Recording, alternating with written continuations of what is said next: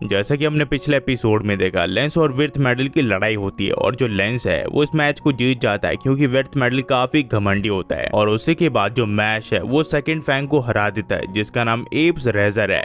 फिर हमें दिखाया जाता है डॉट और फिन के यहाँ पे, जहाँ पे अब इनकी लड़ाई शुरू होने वाली है। क्या इन दोनों को ये लोग हरा पाएंगे? आइए हमें फिर एक पर्सन को दिखाया जाता है जो कि उसी दरवाजे को खोल लेता है जिससे मैश और उसके दोस्त अंदर गए हैं। हमें फिर माइलो को दिखाया जाता है जो कि लव को कहता है कि तुम इन दोनों का ख्याल रख लेना। और डॉट इसे कहता है आखिरकार तुम कहाँ जा रहे हो, लगता है तुम हमें हल्के में ले रहे हो। पर उतने में यहाँ पे ये लड़की कहती है कि मेरा नाम लव है और मैं फिफ्थ फैंग हूँ मैजिक लूपस की, मैं काफी ज्यादा क्यूट हूँ, क्या तुम मुझे पसंद करते हो? पर डॉट कहता है कि मैं तुमसे अभी अभी मिलो, आखिरकार मैं तुम्हें क्यूट कैसे कहूँ और आखिरकार मैं तुम्हें पसंद कैसे कर लूँ? पर लव डॉट से दोबारा से पूछने लग जाती है क्या मैं तुम्हें क्यूट लगती हूँ, मैं तुम्हें पसंद हूँ ना? डॉट कहता है कि मैं चाहकर भी तुम्हें ये नहीं कह सकता। पर लव कहती है कि मैं तुम्हें क्यूट लगती हूँ ना। पर डॉट समझ चुका होता है कि इन्हें मैनिपुलेट करने की कोशिश करनी है। तो डॉट कहता है कि मेरी एक फ्यूचर फियांसे है जिसका नाम लेमन है, तो मुझे माफ कर दो, मैं तुम्हें पसंद नहीं करता।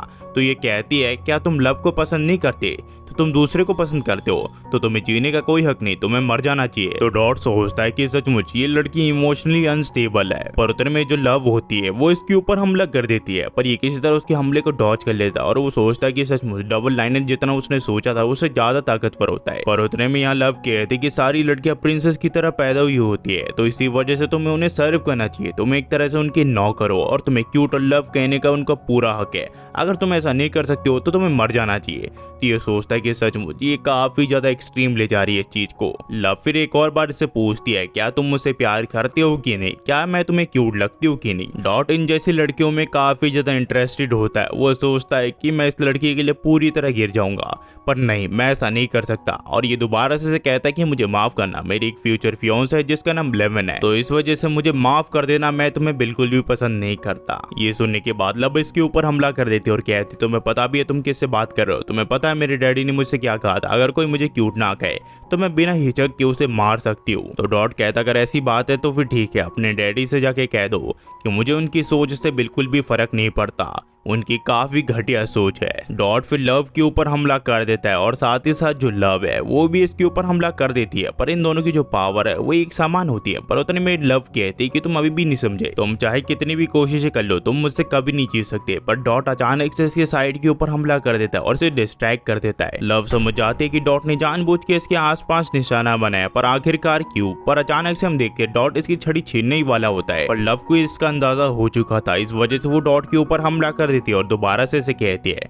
कि तुम्हें अभी भी समझ नहीं आ रहा, तुम मेरे सामने वीक हो और मुझे कभी नहीं हरा सकते, मुझे तुम्हारे लिए बुरा लग रहा है। लव फिर से बताने लग जाती तुम्हें पता है फोर्थ फैंग मैजिक लूपस का वो अपने टारगेट को स्टोन में बदल सकता है और उसका अगला निशाना मैच होने वाला है, पर उसे कम से कम 2 घंटे चाहिए अपने मैजिक को स्टोर करने के लिए, तभी वो अपनी मैजिक को यूज कर पाएगा। इसी वजह से मैं तुम्हारे ध्यान भटका रही हूँ, अगर तुम मुझे 30 मिनट के अंदर हरा देती हो तो शायद तुम अपनी दोस्त की जान बचा पाओ, वरना कुछ ही पलों बाद वो मशरूम हेड एक स्टैचू बन के रह जाएगा। मुझे उसके लिए बुरा फील हो रहा है, तुम जैसे लूजर उसकी दोस्त है जिसके बाद यहाँ टोर्नेडो को ये यूज करती है और ये डॉट को उस टोर्नेडो में फंसा लेती है और कहती है कि तुम कभी भी यहाँ से नहीं निकल पाओगे, तुम सबको पता होना चाहिए तुम किसके सामने खड़े हो और अपनी ताकत के बारे में भी पता होना चाहिए, तुम हमसे कभी नहीं जीत सकते, खास करके हमारे बॉस एबल से। डॉट ये सोच रहा होता है कि हाँ ये लड़की सही तो कह रही है, हम इनसे कभी भी जीत नहीं सकते। हमें फिर डॉट का पास दिखाया जाता है जहाँ इसके दोस्त इसके जो ब्रूम है यानी कि जो उड़ता हुआ झाड़ू है उसे छीन लेते और कहते हैं तुम हमारा पुराना वाला झाड़ू यूज कर सकते हो। पर उतने में इसकी बहन यहाँ पे आ जाती है जो कि डॉट को उसका झाड़ू दिला देती है और कहती है आखिरकार डॉट तुम उनसे लड़ते क्यों नहीं हो,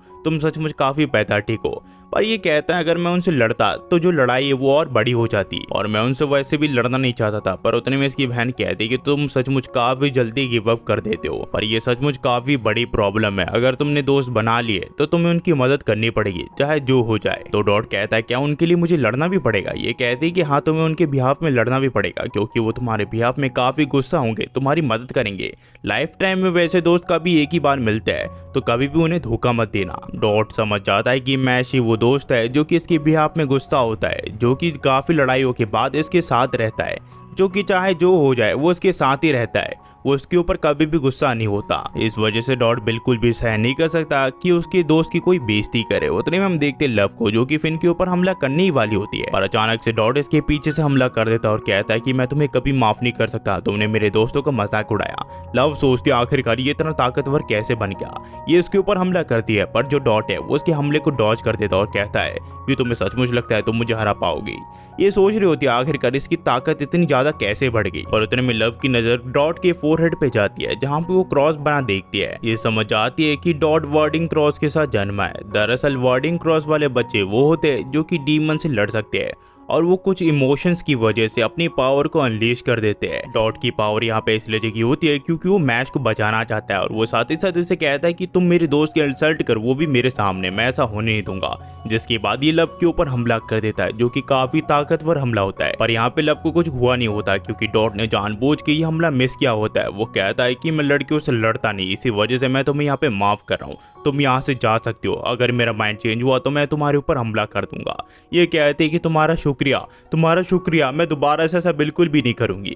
पर उतने में हम देखते हैं यहाँ पे फिन के ऊपर एक क्रॉक टाइप का मॉन्स्टर हमला कर देता है। पर इससे पहले फिन को कुछ होता है, यहाँ डॉट उसके हमले को रोक देता है। यहाँ फिन कहता है कि डॉट तुम्हें लग जाएगी। डॉट कहता है कि चिंता मत करो। उतने में हम देखते हैं यहाँ पे माइलो आ जाता है और कहता है कि मैंने तुम्हें सिंगल लाइनर्स के ऊपर ध्यान रखने के लिए कहा था, पर मैं दोबारा आ गया। अच्छा हुआ मैं दोबारा आया क्योंकि तुम इन्हें हैंडल नहीं कर सकती।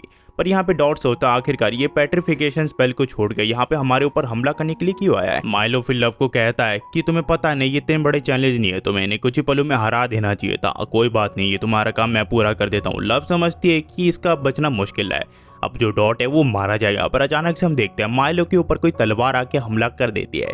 ये सोचता आखिरकार ये सब हुआ क्या, आखिरकार किसने मेरे ऊपर इतना बड़ा हमला किया। माइलो फिर जब अपनी आंखें पूरी तरह खोल के देखता है तो वो बिल्कुल हैरान हो जाता है और वो सोचता आखिरकार डिवाइन विजनरी रायन एम्स यहाँ पे क्या कर रहा है। यहाँ पे ये फिर पूछता आखिरकार तुम यहाँ पे क्या कर रहे हो, तुम्हारा यहाँ पे होने का कोई मतलब नहीं बनता है। तो ये सोचता है कोई बात नहीं, ये डिवाइन विजनरी हो तो क्या हुआ, ये फिर भी एक स्टूडेंट है, मैं इसका मुकाबला कर सकता हूँ। माइलो फिर रायन को कहता है कि मेरी भी कुछ रीजन थे, इसी वजह से मैं यहाँ पे आया हूँ। और ये इसके ऊपर हमला कर देता है। पर जो रायन है वो इससे काफी ताकतवर है और साथ ही साथ डिवाइन विजनरी है, इसी वजह से की जो ताकत है इसकी उम्मीद से काफी ज्यादा निकलती है।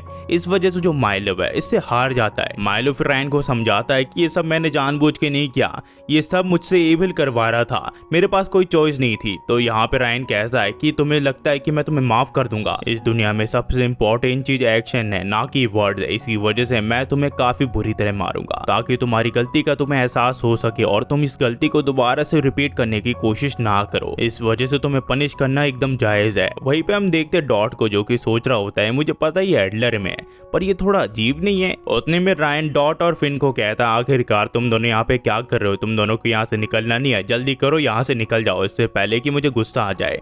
हमें फिर पता चलता है कि फिन का ये बड़ा भाई है। रायन फिर सब कुछ सेटल करके आगे बढ़ रहा होता है और वो सोचता है आखिरकार इनोसेंट जीरो कहाँ पे मिलेगा मुझे, आखिरकार उसके मेंबर कहाँ पे। उतने में हम देखते हैं यहाँ पे मैच आ जाता है। रायन जब इसको देखता है वो समझ जाता है इसकी जो पावर है वो काफी ज्यादा है। रायन फिर इसे पूछता आखिरकार तुम हो कौन, मैं तुम्हारे ऊपर इन्वेस्टिगेशन करना चाहता हूँ। यहाँ पे फिर ये एक मकड़े को बुला लेता है जो कि किसी की भी मैजिक पावर को मेजर कर सकता है। ये मकड़ा मैच को कहता है कि मैंने काफी सारे बड़े बड़े मैजिशियन की पावर को देख रखा है, तुम मेरे सामने कुछ भी नहीं हो। पर डॉट कहता है कि तुम मेरे पावर को देख ही नहीं सकते। पर इससे पहले ये कुछ करता हम देखते हैं ये रायन इसके ऊपर हमला कर देता है। पर जो डॉट है वो 2 उंगलियों से इसके तलवार को रोक देता है, जिसके बाद जो ये मकड़ा है वो मैच की पावर को मेजर करने लग जाता है। पर बार बार 0 आ रहा होता है। वो सोचता है कि लगता है मेरी जो कैलकुलेशन है वो थोड़ी मिस्टेक हो गई है। रायन को भी कुछ समझ नहीं आ रहा होता आखिरकार ये सब हो क्या रहा है, क्योंकि जो ये मकड़ा है ये कभी भी गलत नहीं होता। जिसके बाद ये दोबारा से मैच के ऊपर हमला करने की कोशिश करता है, पर मैच यहाँ पे इसका सिंहासन बना देता है। रायन फिर स्पाइडर को दोबारा से मैच की पावर को मेजर करने के लिए कहता है, पर ये स्पाइडर कहता है कि उसकी पावर को मेजर कर ही नहीं पा रहा हूँ मैं। रायन समझ आता है कि मैच कोई इनोसेंट जीरो का आदमी नहीं है, पर फिर भी वो दोबारा से मैच के ऊपर टेस्टिंग करना चाहता है। इसी वजह से वो कई सारे स्वॉर्ड्स को मैच के ऊपर हमला करने के लिए भेज देता है। पर मैच यहाँ पे उसकी एक तलवार का बैट बना देता है और उस तलवार से एक एक करके सारे तलवारों को डॉज करने लग जाता है। एक तरह से वो छोटा मोटा क्रिकेट खेल रहा होता है। जिसके बाद रायन से इसका नाम पूछता है। मैच अपना नाम मैच बर्न डेड बताता है तो रायन समझ जाता है ये वही लड़का है जिसके बारे में हेडमास्टर बात कर रहे थे, जिसके अंदर एक यूनिक टैलेंट है और साथ ही साथ वो एक नया स्टूडेंट भी है। पर वो दिल का काफी अच्छा है, वो अपनों से पहले दूसरों को रखता है। इस वजह से हेडमास्टर ने रायन को कहा होता है कि चाहे जो हो जाए उसका तुम ख्याल रखना। रायन समझ जाता है कि वही स्टूडेंट है जिसके बारे में हेडमास्टर बात कर रहे थे। जिसके बाद ये मैच से माफी मांगता है, पर मैच कहता है कि चाहकर भी मैं तुम्हें माफ नहीं कर सकता। तो यहाँ पर रायन कहता है कि मेरे पास ज्यादा तो नहीं है, तुम ये मैजिक हैंकरचिप रख सकते हो, इससे जो तुम्हारी चोटें है वो हट जाएंगी। तो मैच कहता है कि तुम्हारे रुमाल में रैबिट्स बने, क्या तुम रैबिट्स को पसंद करते हो। पर रायन इसके सवाल का कोई भी जवाब नहीं देता। था। तो मैश यहाँ पे एक क्यूरियोसिटी वाला चेहरा बना लेता है और ये जानने की पूरी कोशिश करता है, पर चाहकर भी इसे बताता नहीं है। तो यहाँ पे मैश कहता है कि तुम्हारा शुक्रिया इस रुमाल के लिए। रायन फिर मैश को कहता है कि तुम्हें सावधान रहना पड़ेगा, तुम्हें पता है ना तुम कहाँ पे हो। तो मैश कहता है कि हाँ मुझे पता है। तो यहाँ पे रायन कहता है तुम्हें पता है ना तुम एबिल के खिलाफ जा रहे हो। हेडमास्टर ने मुझे कहा था कि तुम एक डिवाइन वेसनरी बनना चाहते हो, पर मैं तुम्हें एक चीज बता दूं, जो एबिल है जिसके तुम खिलाफ हो वो इस साल डिवाइन वेसनरी के कैंडिडेट्स में से एक है और शायद से वो बन भी जाए। मैं काफी ज्यादा सरप्राइज हुआ जब तुमने मेरे हमले को रोक दिया, पर तुम मैजिक यूज नहीं कर सकते हो ना। ये कहता है कि हाँ मैं मैजिक यूज कर सकता हूँ, ऐसा कुछ भी नहीं है। पर रायन फिर मैच को समझाता है कि एबिल के पास सबसे ज्यादा स्कूल में कॉइंस है, अगर तुम उसे हरा दो तो शायद से तुम डिवाइन वेसनरी बन पाओ, अगर नहीं हरा पाओगे तो नहीं बन पाओगे। हमारी दुनिया में प्रॉब्लम्स की बिल्कुल भी कमी नहीं है, पर मुझे तुम जैसे लोग पसंद है जो कि अपने बलबूते पे ताकतवर बनना चाहते हैं। तो अगर तुम डिवाइन वेसनरी बनना चाहते हो तो अपना पूरा लगा दो और डिवाइन वेसनरी बन के दिखाओ सबको साबित कर दो कि तुम कुछ भी कर सकते हो। रायन फिर यहाँ से जाने लग जाता है, पर जाने से पहले वो कहता है कि मुझे गलत मत लेना, बस मैं तुम्हारी ये सब भलाई के लिए कह रहा हूँ। मैच भी समझ जाता है कि ये काफी अच्छा इंसान है। हमें फिर दिखाया जाता है कि हेडमास्टर ने रायन को कहा होता है वो काफी ज्यादा क्यूरियस चाइल्ड है,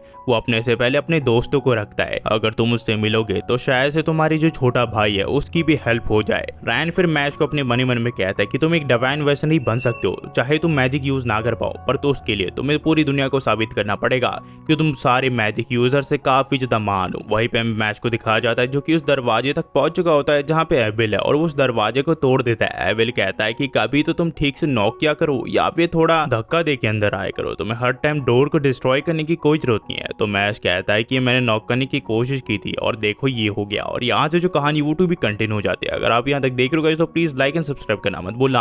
आपको कहानी कैसी लगी और हमारी एक्सप्लेनेशन कैसी लगी कमेंट पे बताना मत भूलना। Thanks for watching guys, next video में मिलते हैं।